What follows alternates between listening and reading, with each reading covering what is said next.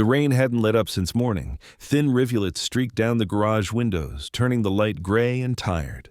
Owen Carter stood with one knee planted on the cracked rubber mat of his bay, his flannel sleeves damp, his hands slick with the mix of oil and weather.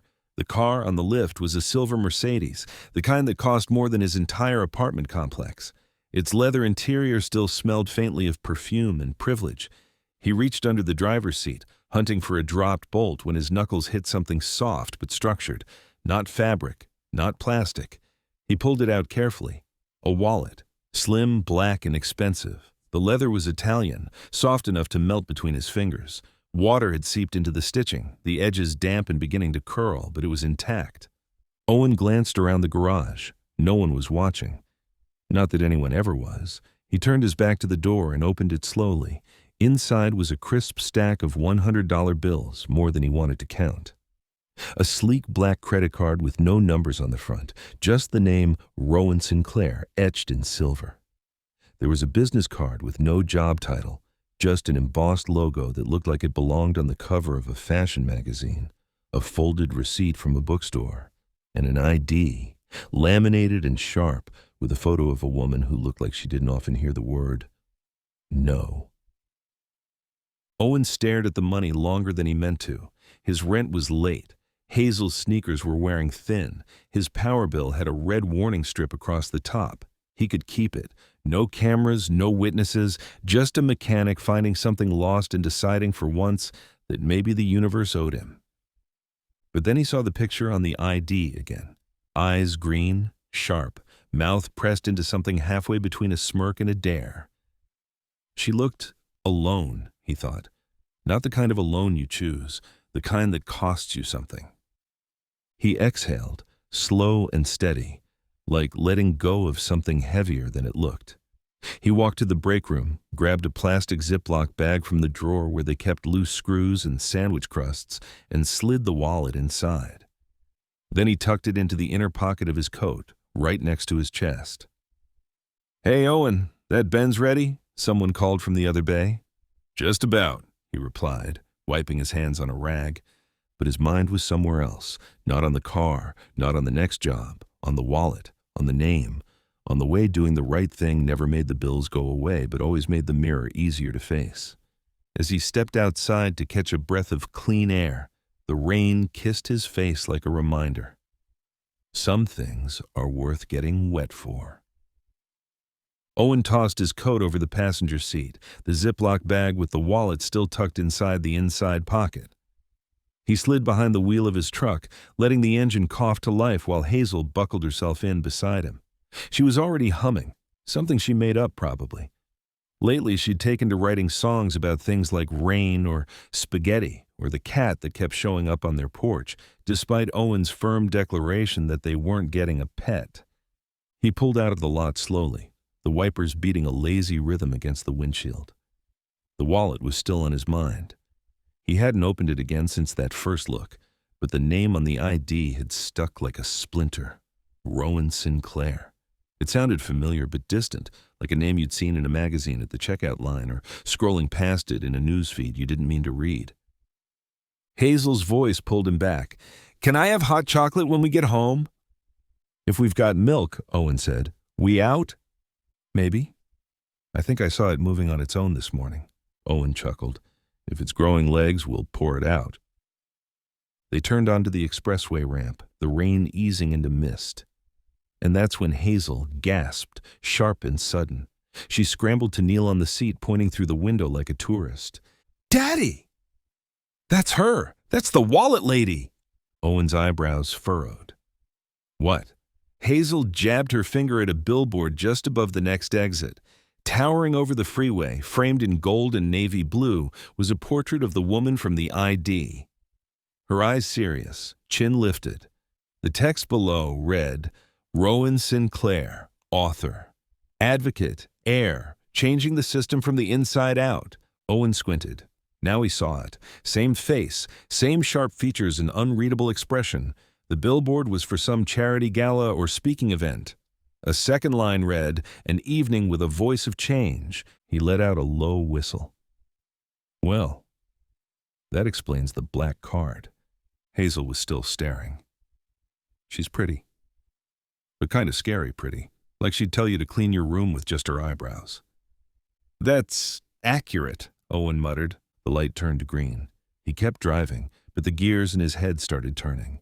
He'd expected the wallet to belong to someone wealthy, sure, but this? A name that came with headlines? She wasn't just money. She was influence, power. A name that meant something to the kind of people who sat on boards and read things like The Atlantic, unironically.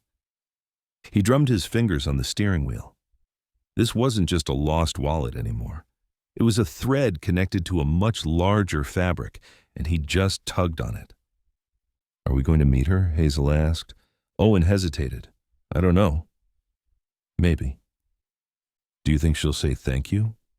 Maybe, he repeated, but softer this time.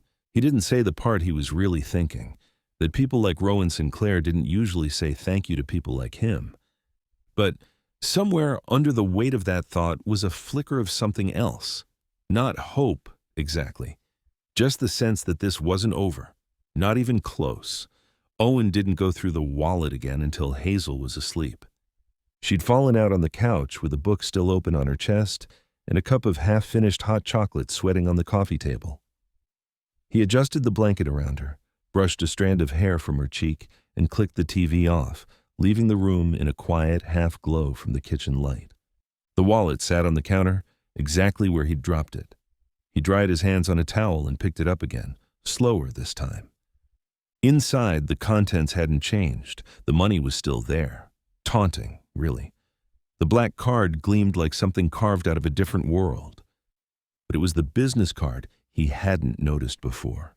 Tucked into the backmost flap, almost hidden, it was thin, sleek, and blank on the front. On the back, embossed in barely visible silver, was a single number.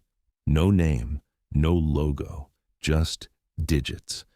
Owen stared at it for a beat. Then he grabbed his phone, sat at the edge of the kitchen table, and dialed. 3 rings. Then a voice answered. Female. Crisp, clipped, and absolutely unimpressed. You've reached the direct line for Miss Sinclair. Who is this? Owen cleared his throat.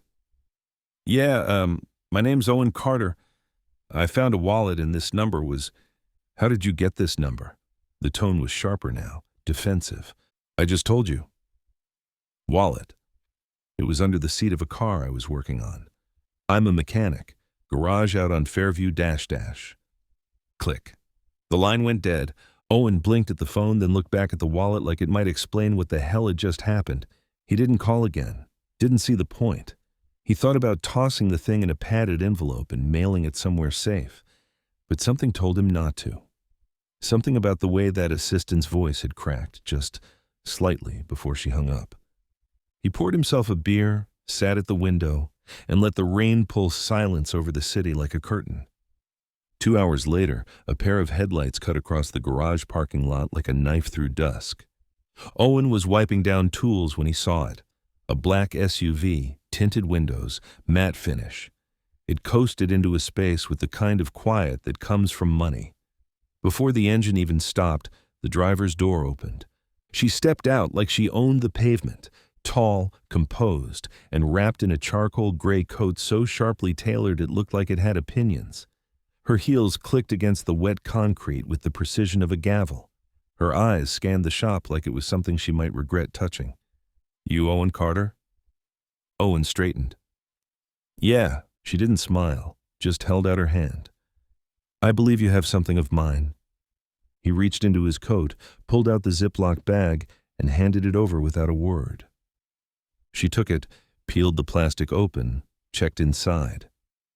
Not just for the wallet, he could tell, but for whether anything had been touched. She looked at him when she was finished, something unreadable flickering behind her eyes. You could have kept it. I know, he said. There was a pause. One of those moments where the world holds its breath, waiting to see who breaks it. Most wouldn't have returned it. Most ain't me, Owen replied. She nodded once, not gratitude, something more complicated. Then she turned, walked back to the SUV, and got in without another word. No thank you, no offer, just silence and engine noise. Hazel had been right. She was scary pretty, and now that she was gone, the garage felt quieter than it should have. Owen wiped his hands on his rag and went back to work, but the engine noise still echoed in his chest. The SUV's taillights flared red against the wet pavement as Rowan Sinclair pulled away, tires whispering across the puddles. Owen stood just inside the garage's open bay door, arms crossed, rag slung over one shoulder, watching the glow disappear down the road like a thought that never finished forming. He hadn't expected a parade, but the lack of even a simple thank you sat in his chest like something heavy and uninvited. No nod, no smile, no warmth. She'd taken the wallet the same way someone might claim a misplaced umbrella, detached, entitled, inevitable. "You could have kept it," she'd said. He'd shrugged. Didn't feel right. She hadn't asked why, hadn't looked him in the eye for more than a second, just confirmed the contents, closed the Ziploc bag like sealing off evidence, and turned away. Owen rubbed the back of his neck and let out a slow breath. Rain tapped against the metal roof, steady and unbothered. From the side door of the shop, Hazel peeked out, having watched the entire exchange from the office window. She tiptoed across the concrete floor in her sneakers, still too big even with the thick socks. "Was that her?" she asked. Owen nodded. "Yep." "That was the wallet lady?" "Yep." Hazel frowned, her nose scrunching in the way it did when something didn't sit right in her small, wise brain. "She didn't even say thank you." "Nope." Hazel crossed her arms and stared down the road like she expected the SUV to realize its mistake and come back. "She looks sad," she said after a moment, softer now. Owen turned to her. "You think?" Hazel nodded. Not mad. Not mean. Just sad, like she's holding her breath but forgot why. Owen blinked. That wasn't how he would have put it, but now that she said it, he couldn't unsee it. The rigid posture, the eyes that scanned the room but never saw it. The way she held the wallet like it weighed more than leather and credit cards. "Maybe she just doesn't talk much," he offered. "Maybe?" Hazel echoed, unconvinced. They stood there together for a while, listening to the rain and the ticking sound of cooling engines. Owen reached down, brushed a damp curl from Hazel's forehead, and gave her a small smile. "Come on, kiddo. Let's finish up and head home." Hazel looked up at him. "Do you think we'll see her again?" He paused at that. Thought about the way she'd turned without a backward glance, the way the air shifted when she stepped into it. "Doubt it," he said. "People like that don't really cross paths with people like us." Hazel didn't say anything, just looked back one more time toward the road, then followed her dad inside. But later, long after dinner, when Hazel was asleep and the apartment had settled into that late-night quiet only old buildings know how to hold, Owen found himself thinking about those eyes. The week passed without fanfare. No calls, no messages, just the usual rhythm of engines and oil, Hazel's humming in the mornings, and the quiet weight of days stacking themselves like boxes in a storeroom. Unremarkable, but stable. Owen hadn't thought about Rowan Sinclair more than a dozen times since she left. Okay, 24, maybe more. But it wasn't like he was waiting. So when the black SUV pulled into the lot again, late on a Thursday afternoon, he assumed it was a coincidence. Maybe someone lost. Maybe another rich client coming for their tune-up with the same taste in vehicles. Then he saw her step out. This time, there were no sharp heels clicking across the concrete, no perfectly sculpted coat. Rowan wore jeans, still expensive but softened at the knees, and a pair of black flats that looked almost normal. Her hair was pulled back in a low, loose knot, a few strands escaping to frame her face. She didn't look any less poised, just less armored. Owen was bent under the hood of an old truck, elbow deep in a carburetor rebuild, but when he spotted her, he straightened slowly, wiping his hands on a rag. She walked up without hesitation, but not exactly comfortably, like someone who knew how to command a room and didn't quite know how to enter one quietly. "You work nights?" she asked. The question came out abrupt, no greeting, no preamble. Owen blinked. Not since Hazel started getting nightmares. Rowan's gaze flicked toward the office window, where Hazel was sitting cross-legged on the floor with a coloring book and a chipped mug of cocoa beside her. She looked back at Owen. There was a hesitation, a breath caught mid-thought. "Do you do house calls?" Owen tilted his head slightly, rag still in hand. "For cars?" Rowan gave the barest shrug like she was trying not to look unsure. "The front door's sticking." "I've had 3 different contractors come out. None of them fixed it. Thought maybe someone who doesn't talk in blueprints might have better luck." He studied her for a second. She wasn't bluffing, wasn't posturing. If anything, she looked like someone who hadn't asked for help in a long time and hated needing to now. "I can take a look tomorrow," he said casually, careful not to lean too far into it. "After I get Hazel to school." Rowan gave a small nod, not approval, more like relief held tightly in check. "I'll text you the address." He gave a half smile. "You already have my number?" She almost smiled. Almost. "I know how to find things when they matter." Owen didn't know what to do with that, so he just nodded and turned back to the truck. Rowan lingered for a beat longer, then turned and walked back to the SUV. Hazel looked up from the office window and caught her leaving. "She's back," she said simply, not as a question. Owen nodded, half to himself. "Yeah, she is." And for the first time, it didn't feel like she was just passing through. The brownstone stood tall and imposing, tucked behind an iron gate and framed by hedges trimmed to such symmetrical perfection they looked like they were afraid to misbehave. Owen parked on the street, double-checked the address she'd texted him, and stepped out into the sharp chill of late afternoon. The house had the kind of presence that made you straighten your shoulders without meaning to. Not just big, important. Its windows were tall and narrow, its exterior the kind of rich brown that seemed immune to dust. A pair of stone lions flanked the staircase, too regal to be welcoming. Rowan opened the door before he had a chance to knock. She didn't say hello. "Come in."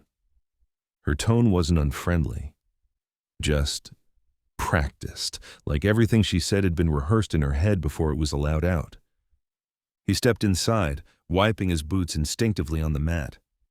The air hit him first, not cold, but untouched, like no one had breathed in it for longer than they should have. The kind of quiet that didn't come from peace, but from things left unsaid. The foyer was all marble and shadow. Ornate molding traced the high ceiling. A chandelier hung above like a frozen constellation, too clean to be used. The space should have smelled like candles or citrus or something vaguely expensive. Instead, it smelled faintly of stone and stillness. "Front door sticks," Rowan said, already moving toward it like a woman avoiding eye contact with her own thoughts. "Always has. Contractors keep telling me it's the frame warping from age. I don't know." Owen nodded, crouching slightly to test the hinge and pressure near the bottom edge. "Could be the foundation settled unevenly.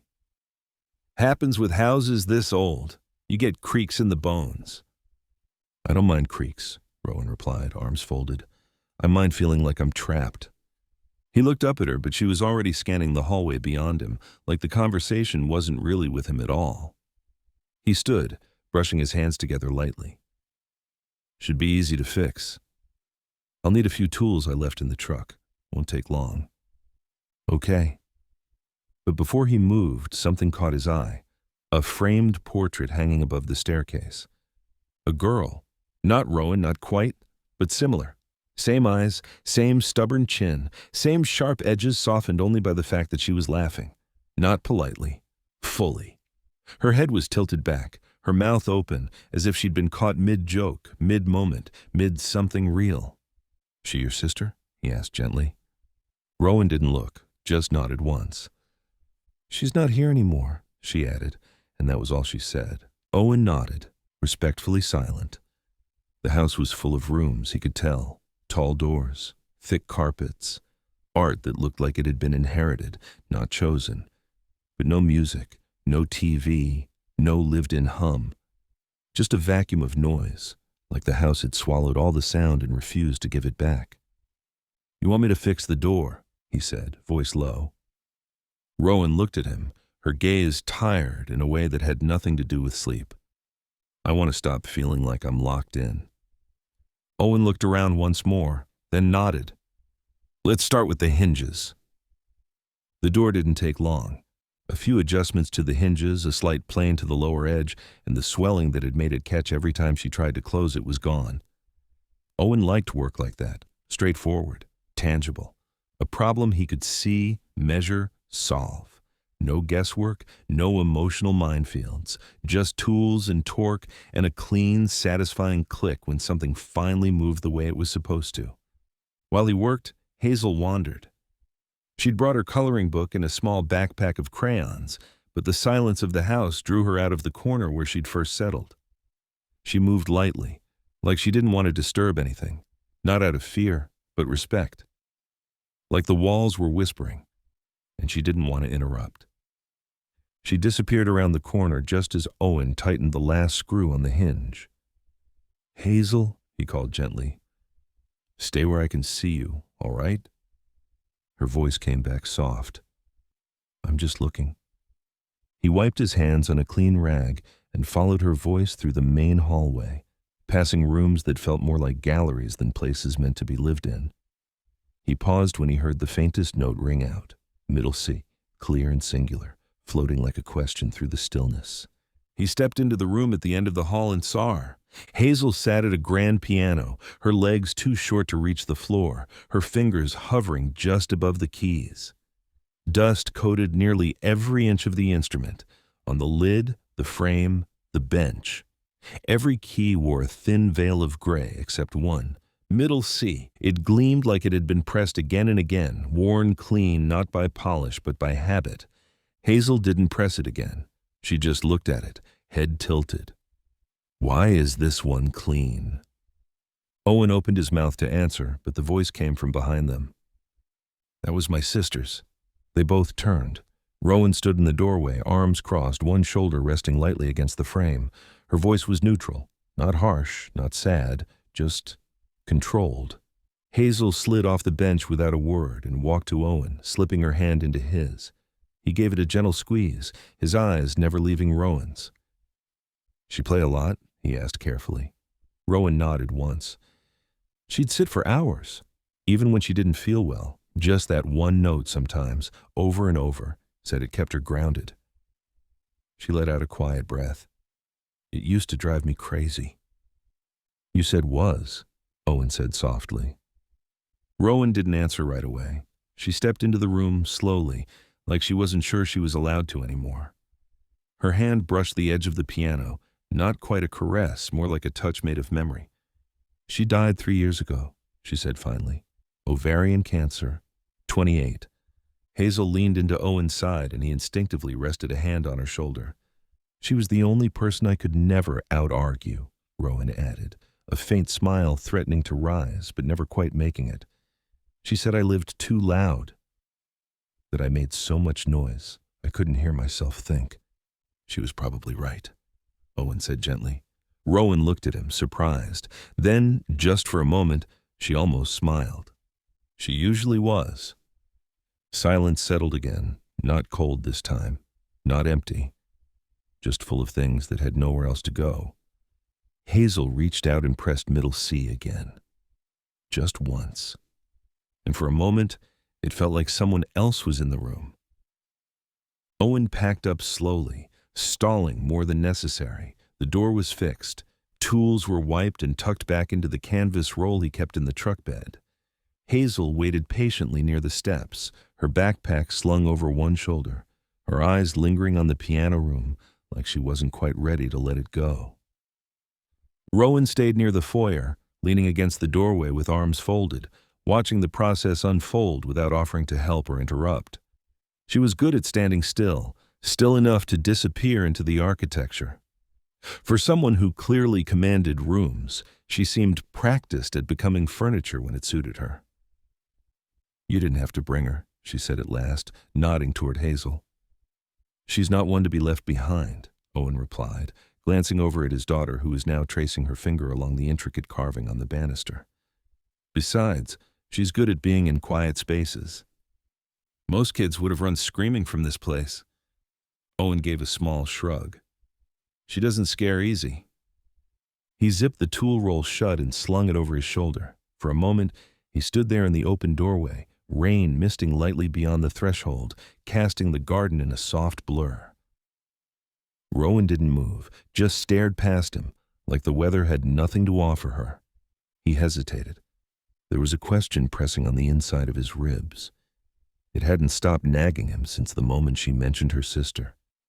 Since he saw the dust, the silence, the way the light in the house didn't reflect off of anything, like it wasn't welcome to stay. "You okay?" he asked quietly. Rowan's eyes snapped to his like a spotlight.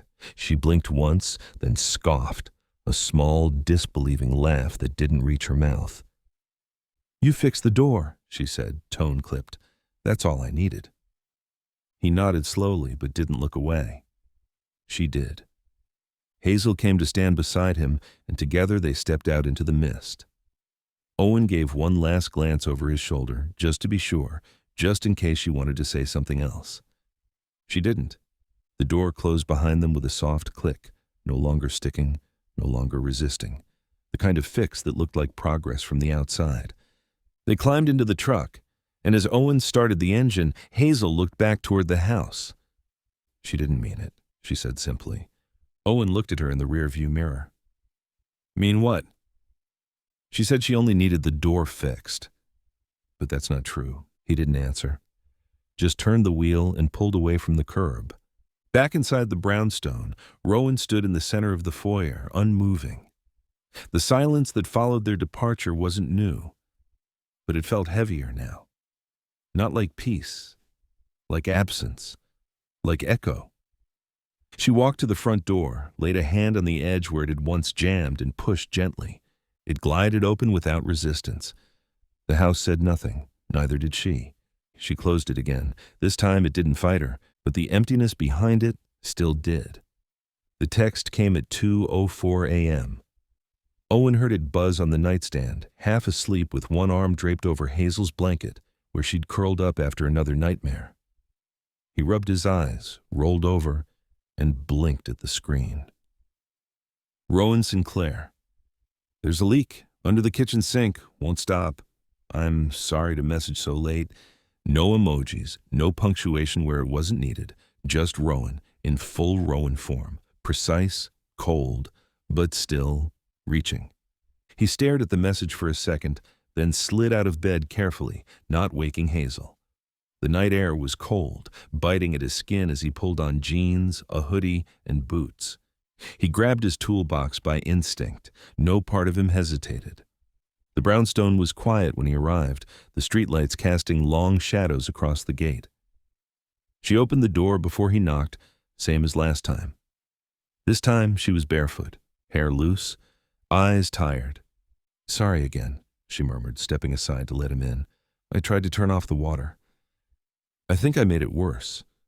"Leaks don't wait for business hours," he said, offering a tired smile. The kitchen was spotless, like everything else in the house, but the cabinet doors under the sink hung open like broken wings. A pan sat below the pipes, catching the slow, steady drip that echoed like a metronome through the silence. Owen knelt, flashlight already in hand. Compression fitting probably loosened. Nothing major. She didn't respond, just leaned against the counter, arms folded tightly like she didn't trust her own weight. He worked quietly, the soft clink of tools filling the space between them. He noticed her watching, not the work, not really, but him, like she was trying to memorize something but didn't know what. "I could have called a plumber," she said after a while, "but you didn't." Rowan looked away.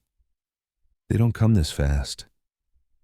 Owen tightened the last connection and wiped his hands on a rag. "You don't sleep much, do you?"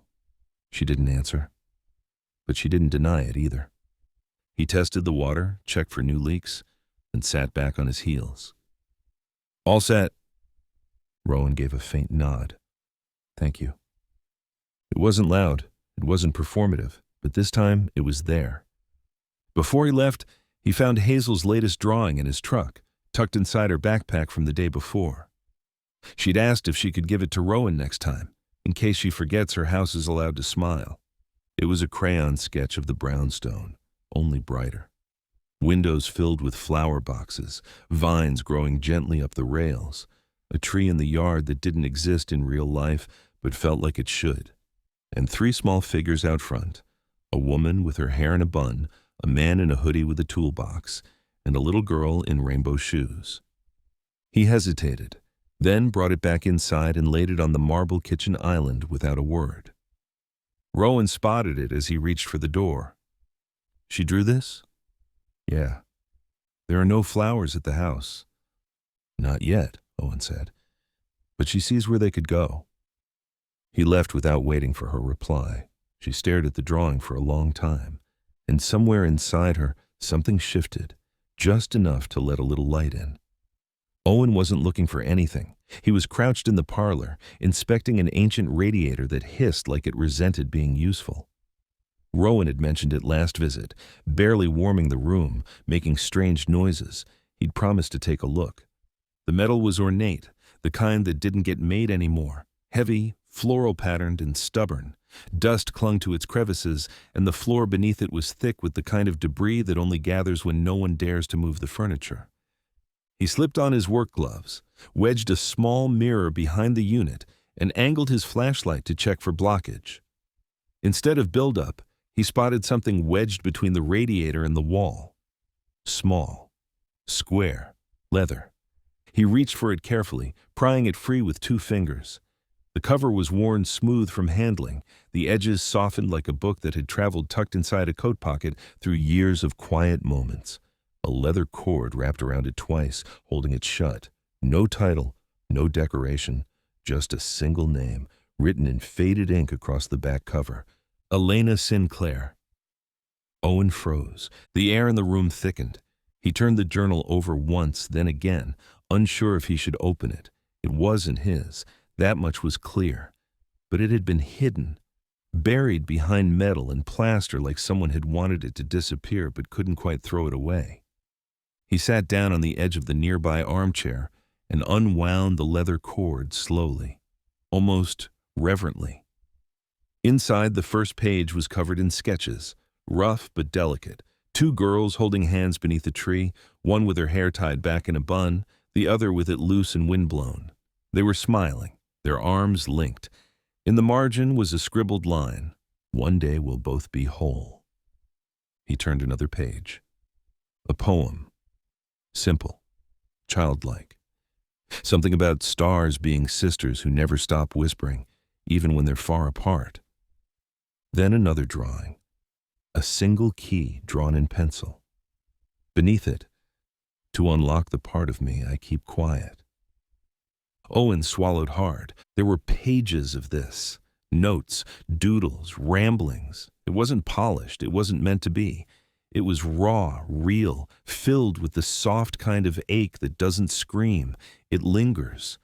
A journal of someone who saw the world too deeply and lived in it too softly. He heard the sound of approaching footsteps and quickly closed the book, wrapping the cord back around it as he stood. Rowan entered the room, hair damp from a shower, dressed in a soft black sweater. She stopped short when she saw the journal in his hand. Her eyes locked on it, then on him. "I found it behind the radiator," Owen said gently. "I didn't know. It's hers," she said, her voice barely audible. "I figured." She walked slowly toward him, like the room had suddenly grown heavier. "I thought I lost it." "It was just hiding," Owen said. Rowan reached out and took it from him with both hands, holding it like it might fall apart. She didn't open it, just pressed it to her chest and looked down, eyes shining but dry. "She always said she'd leave a piece of herself behind," Rowan whispered. "She just didn't tell me where." Owen didn't respond. There wasn't anything to say. He just stood there, steady, present, letting the silence hold them both. After a long pause, she looked up. "Thank you." This time she meant it. And this time, he didn't look away. Owen hadn't meant to read more. After returning the journal, he'd set his tools aside and offered to come back another day. Rowan didn't answer, just nodded once and walked out of the room with the journal clutched tight to her chest. But something told him not to leave. Not yet. He stayed to finish flushing the radiator, crouched low on the floor, pretending to focus as the ancient pipes hissed and gurgled back to life. The house felt heavier somehow, like the air had thickened, like even the walls were holding their breath. When he finally stood to gather his things, he found her again, not in the foyer, not in the kitchen, but right back in the room with the piano. She was sitting on the floor now, legs crossed, the journal open beside her like an old friend. Her fingers were tracing the edge of a page, slowly, rhythmically. She didn't look up when he stepped in. "You read it," she said. It wasn't an accusation. Owen paused. "Some of it. I shouldn't have." "No," she said softly. "You should have." "Someone should." He hesitated, then walked in quietly and sat across from her. Not close, just present. He rested his arms on his knees but didn't speak. "She died in this house," Rowan said, eyes still on the page. "Right upstairs, same room we grew up in. We shared it as kids. Bunk beds, glow-in-the-dark stars on the ceiling. She refused to let me take them down, even when we were 16. Owen said nothing. Just listened. "I was supposed to be in London that week," she continued, voice flat. "Conference, award ceremony, something with cameras. But she called me the night before, said the pain was worse. She never asked me to come home, not once, not even when it got bad. But that night she didn't have to ask. She finally looked up at him, and Owen saw it. Not the polished public Rowan Sinclair who stood behind podiums and posed for magazine covers. This was her with the armor off, hollowed out and raw. "I held her hand," she said. "She was so small by then. Like all the light in her had been poured out into other people, and there was none left for her." Still, Owen didn't speak. "They say I inherited everything," she said bitterly. "The house, the money, the board seat, the brand, all of it." She gave a short, humorless laugh. "But all I got was the quiet." The words landed like a stone dropped into deep water. Owen leaned back slightly, letting the silence settle around them again. No quick fixes, no soothing words, just presence. After a moment, she spoke again, softer now. "She used to say I talked too much. Said I filled every corner with noise so I wouldn't have to sit still with myself." She looked at the journal. "I think she knew I wouldn't survive the silence without her." Owen nodded once. "Seems like she left you a way back to it." Rowan blinked hard. And for the first time in that house, silence didn't feel like absence. It felt like grace. The invitation hadn't been planned. Hazel had blurted it out while standing by the front door, her sneakers squeaking on the marble floor. "You should come to dinner. It's spaghetti night." Rowan blinked, caught off guard. "Spaghetti night?" "Yeah," Hazel said, like it was the most obvious thing in the world. "We always have it on Thursdays. Dad lets me grate the cheese, even if I make a mess." Owen started to intervene, to gently steer his daughter away from imposing on a woman whose dinner schedule probably involved reservations and private chefs.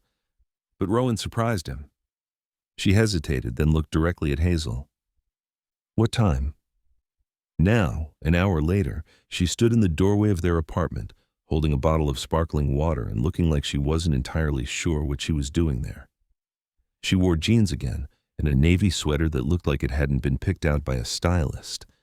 Her hair was pulled into a low ponytail, and she clutched the bottle like a shield.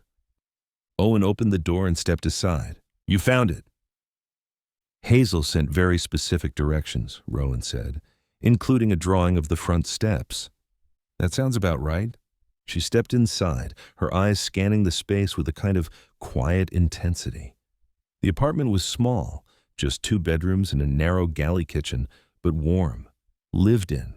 A basket of clean laundry sat half-folded on the couch, crayons spilled out of a tin on the coffee table. A drawing of a house with a rainbow in the sky hung on the fridge with a magnet shaped like a cat. Rowan inhaled. "It smells like someone lives here," she said quietly. "Not haunts it." Owen raised an eyebrow. "That a compliment?" "It is." Hazel bounded in from the kitchen, holding a wooden spoon like a magic wand. "You came." I did. Do you like garlic bread? I'm willing to find out. They sat at the table, which was slightly wobbly and covered with a faded blue tablecloth. Hazel insisted made it fancy. Owen lit a candle because Hazel asked him to, and Rowan smiled, genuinely smiled, when Hazel called it a dinner mood light. The spaghetti was nothing special. Jarred sauce, slightly overcooked noodles, too much parmesan, but they ate it like it was sacred. Rowan didn't talk much at first. She watched, listened, took in the way Owen nudged Hazel's glass back from the edge of the table without looking.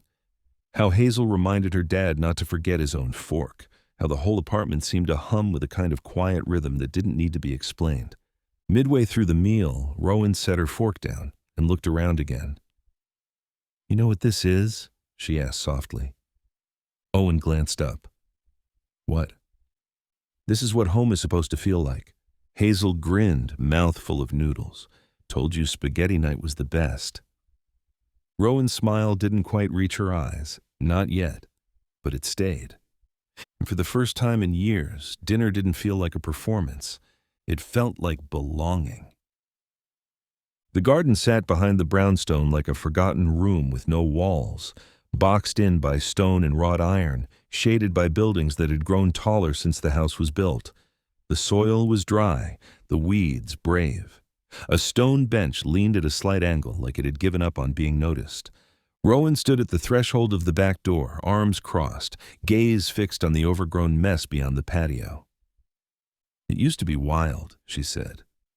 Not messy. Wild. There's a difference. Owen glanced at her. There usually is. She stepped outside, her heels clicking once against the stone before she stopped. It was Elena's favorite place, she said, quieter now. She hated tidy rows. Said things that followed rules, were too afraid to grow sideways. Owen gave a half smile. Sounds like my kid. Rowan glanced at him. Would you help me fix it? He looked at the garden, then back at her. You don't want it fixed, he said. You want it to feel like her again. Rowan didn't reply, but her silence said yes. The next morning, Owen returned with a few gardening tools, 2 bags of wildflower seeds, and Hazel, who wore rubber boots, a yellow bandana, and an oversized hoodie that said, "Let the dirt be brave," a thrift store find she now treated like armor.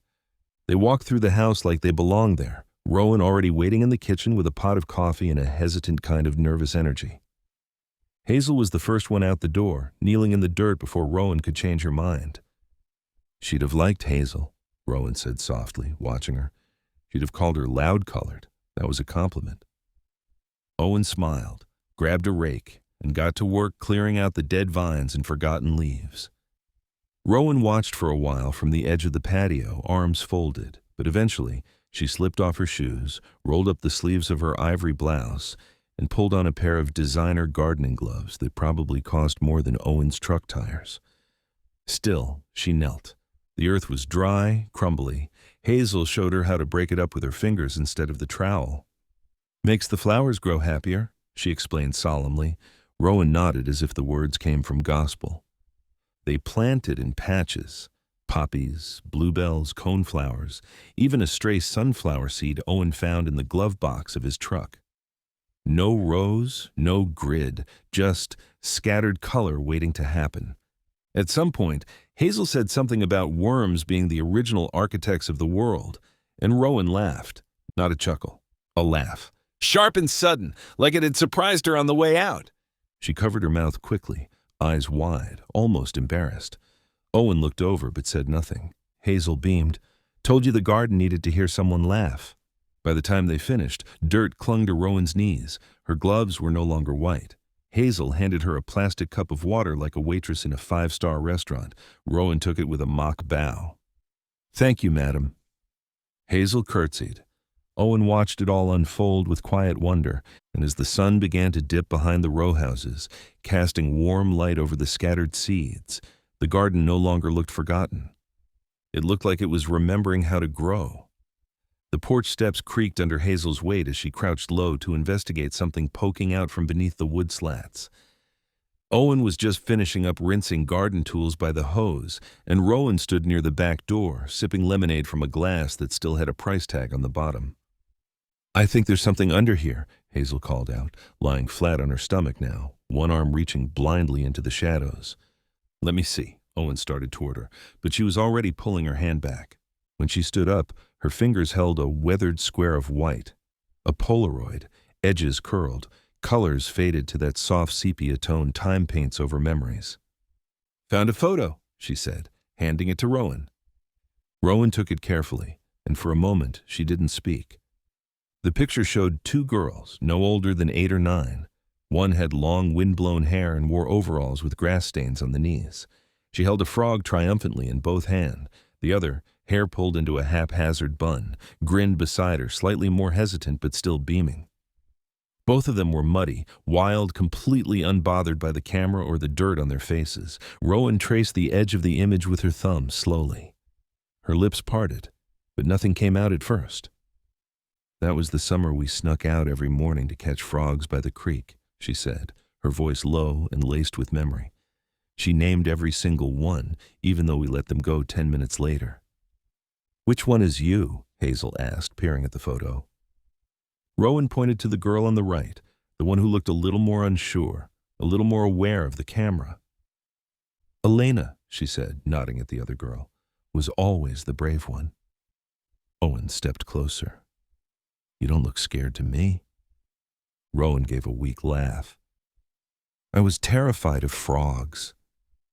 I only smiled because she dared me to stand next to her, and because she promised she wouldn't put it in my hair. Hazel giggled. "She looks fun." "She was," Rowan said softly, almost to herself.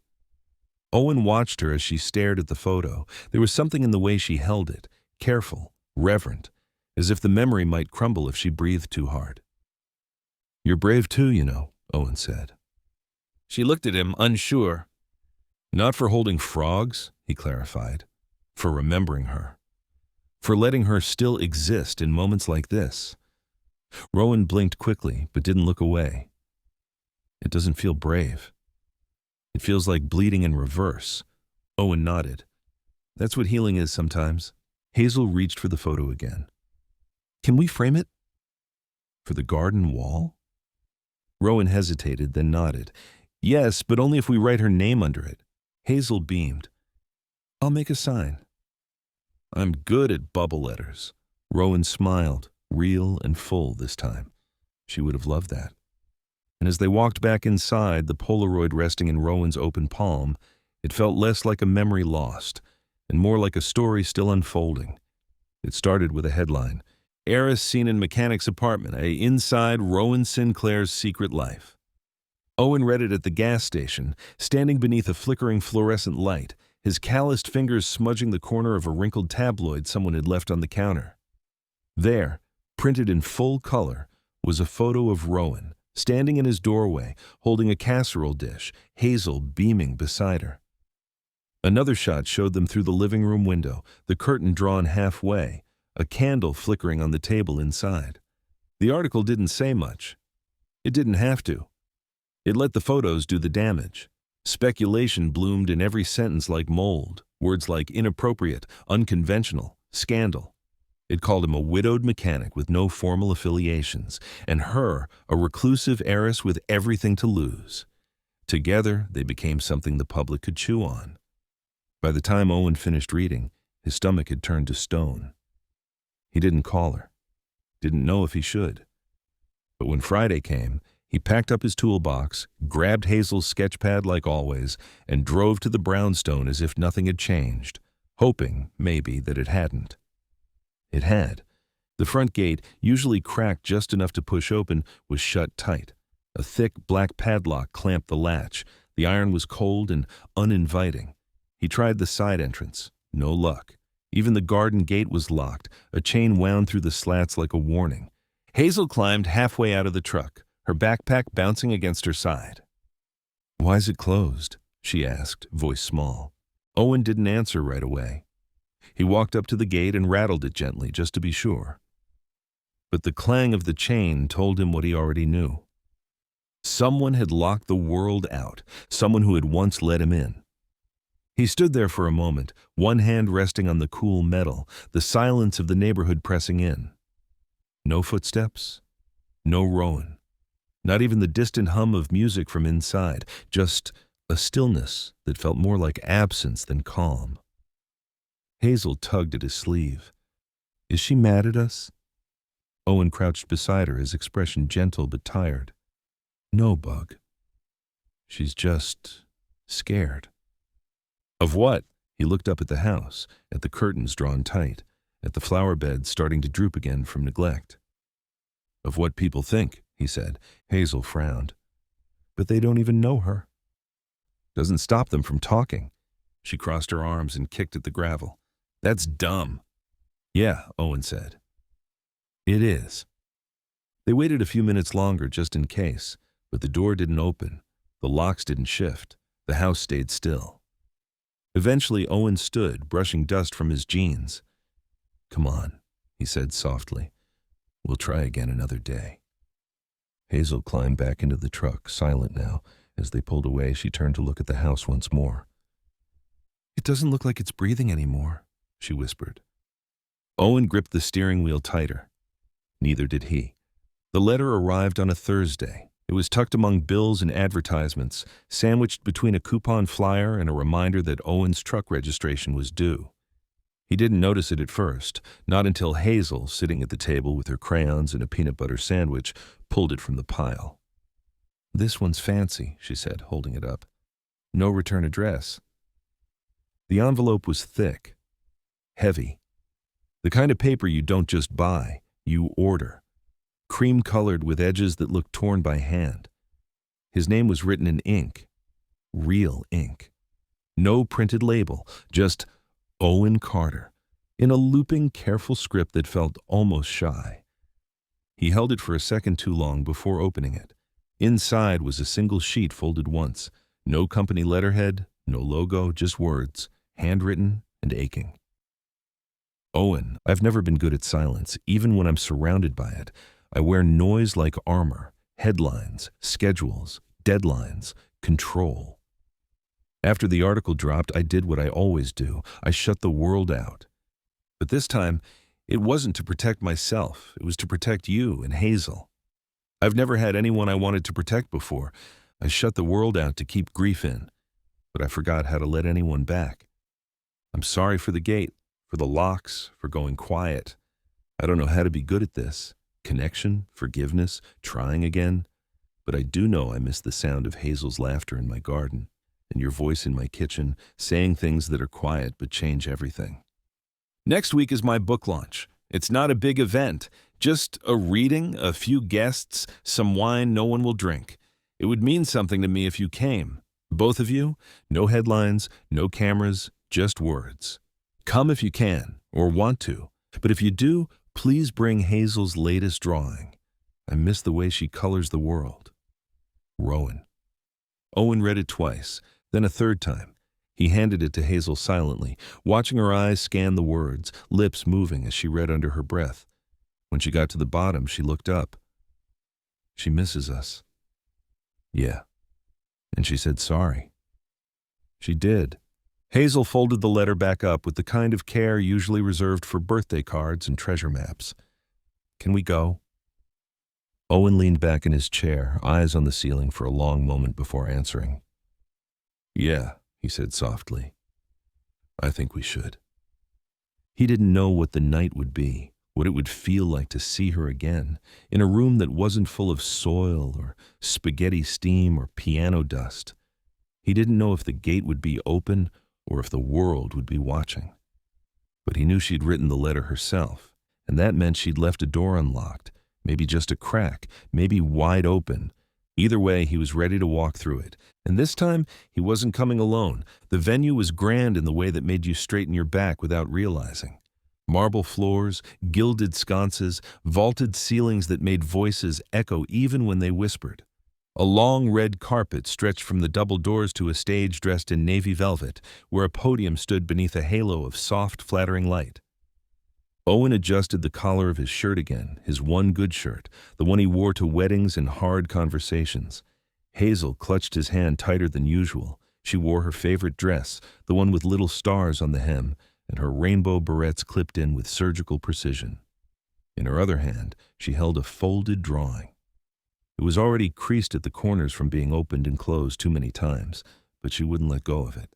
They stood at the edge of the crowd, watching suits and cocktail dresses sweep past them. Champagne glasses clinked. Flashbulbs burst every few minutes, catching the air with little pops of static. Everyone smelled like money and polish and effort. "This is fancy," Hazel whispered, her voice half awe, half nerves. Owen leaned down. "Just remember, she invited us."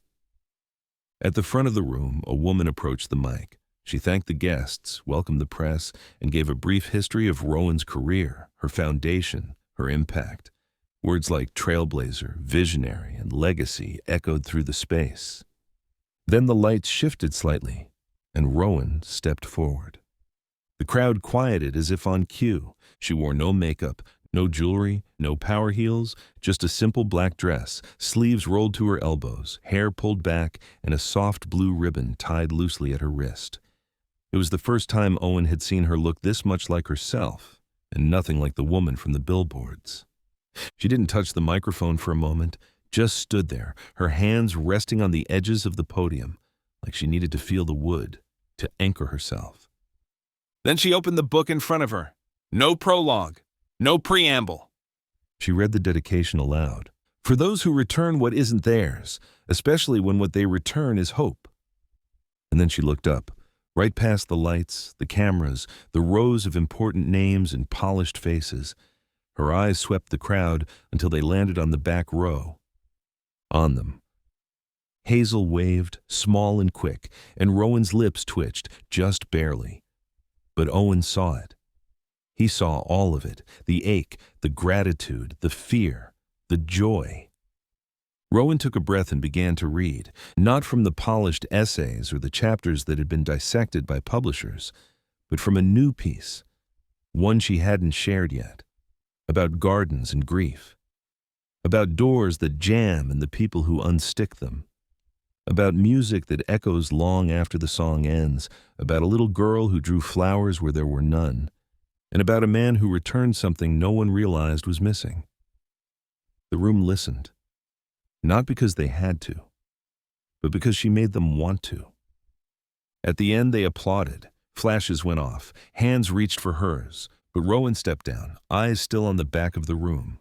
And when Owen and Hazel walked toward her, she met them halfway.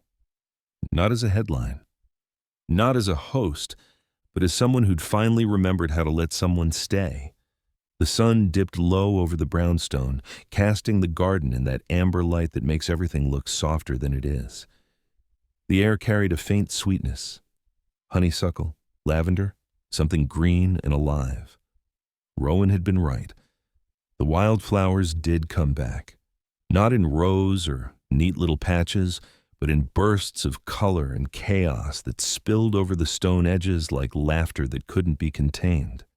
Hazel sat cross-legged on the walkway, a rainbow of chalk sticks scattered around her like petals. She was drawing a giant sun with a smiley face, its rays stretching toward the blooms. Her knees were smudged with pastel dust, her fingers stained in pink and blue, and she hummed softly as she worked, something between a song and a memory. Rowan brought out a pitcher of lemonade, the kind made from actual lemons, not powder. There were slices floating in the glass and condensation dripping down the sides. She poured 3 glasses and set them on the old porch railing. Owen leaned against the post, sipping slowly, eyes on the garden.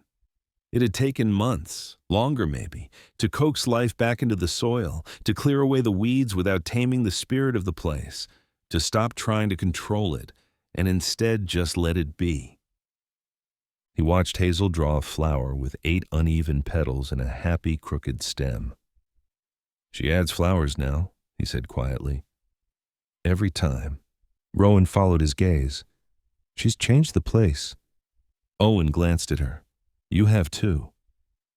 Rowan looked down at her hands, still bearing faint lines of dirt beneath her nails despite the gloves.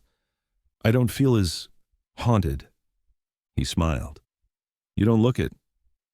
They stood in easy silence for a beat, the kind that doesn't rush to be filled. the kind that says everything without sound. Then Rowan looked over, eyes a little brighter than the light should have made them. You ever think about the odds? Owen raised an eyebrow. Of what? Of all this. She gestured lightly, to the flowers, the porch, Hazel drawing sunshine on stone, the wallet, the rain that day, you finding it, instead of someone else. He nodded, slow. Of finding you. Rowan's expression softened. She set her glass down and stepped closer, close enough for her hand to find his. It rested there for a moment before her fingers laced into his, firm but gentle. Some things, she said quietly, aren't lost. Just waiting to be returned. Owen didn't answer. He didn't need to. Hazel's chalk sun now had a little house underneath it, and beside the house were 3 stick figures, one tall, one medium, one small. The smallest held a flower. The tallest had a wrench in his hand, and the one in the middle wore a dress and a crooked smile. Rowan noticed it too. Her thumb brushed along the back of Owen's hand as they both watched Hazel scribble something beside the drawing. A word, home. The garden bloomed behind them, untrimmed and brilliant, and for the first time in a long time, no one felt the need to fix a thing.